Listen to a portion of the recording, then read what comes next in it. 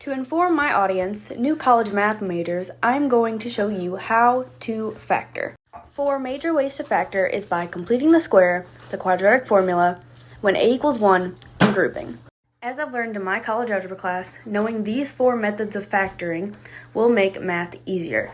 Pertaining in algebra, depending on the type of polynomial, these methods will be effective. In math, we use factoring when we want to simplify. In fact, according to Brett Barry's Starter Guide to Factoring Quadratics and Polynomials, published in March of 2019, factoring is an important process to understanding more about our equations. I would like to disclose that these are not the only ways to factor. These are some of the 4 easiest ways to know when and how different ways to factor will be most effective. The first method of factoring I am going to show you all is the quadratic formula. According to my college algebra teacher, Kelly Clayton, available at kelly.clayton@marmadukeschool.com, the quadratic formula is best used when you have bigger numbers or numbers that do not have a greatest common factor. The quadratic formula is x equals opposite of b plus or minus the square root of b squared minus 4 times a times c over 2 times a. With that, you can see I have an example of the quadratic formula. A, B, and C. You plug them in to the formula, and with or without a calculator, you can find that x equals -5 plus or minus the square root of 17 all over 4. The next method of factoring I'm going to share with you all is factoring by grouping. This method of factoring is best used when you have a to the 3rd degree polynomial. In this example, we have 7x cubed plus 14x squared plus 3x plus 6. With factoring by grouping, you group the first 2 terms together and then the second 2 terms together. With that, you should be able to distribute their common like terms on both sides, and the middle 2 should be equal to each other. Then you can bring them both down with your outside pieces into one set of parentheses and your 2 common factors into another. This is factoring by grouping. The third method of factoring I'm going to share with you is factoring by completing the square.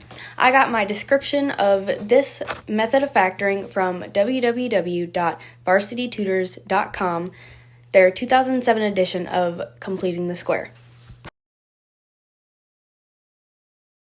According to Varsity Tutors, using the completing the square method is best used when you can make the left side of the equation have a perfect square. As you can see, I use the example x squared plus 6x plus 1 equals 0.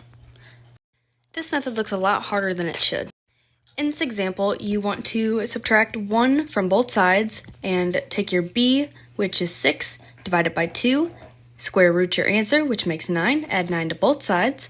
Then you want to take the square root of your prime factor over here, along with your square root over here on both sides.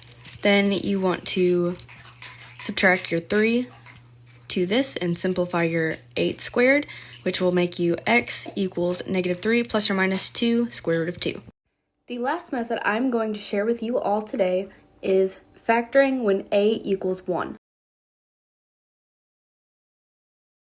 In this example of factoring when a equals 1, you want to have c multiply to add to b. In this example of x squared plus 6x plus 9, 9 is 3 times 3, as well as 3 plus 3 equals 6, which is your b. It is also very important to pay attention to your signs. If your c is negative, you will have opposite signs in both sets of parentheses, as well as positive, you'll have 2 in each. This sign does not particularly matter. You come down and you'll write each set of numbers that add and multiply to both of these numbers, which in this case is x plus 3 and x plus 3, and this can be simplified even more to x plus 3 to the second power. To conclude, knowing different ways to factor for different kinds of polynomials will help expand your mathematical knowledge and make college algebra easier for you this semester. Knowing different ways to factor will help you determine the method you use for solving an equation. I hope by describing and explaining the completing the square when a equals 1 the quadratic formula and factoring by grouping method will help you understand factoring and raise your grade in college algebra. Thank you.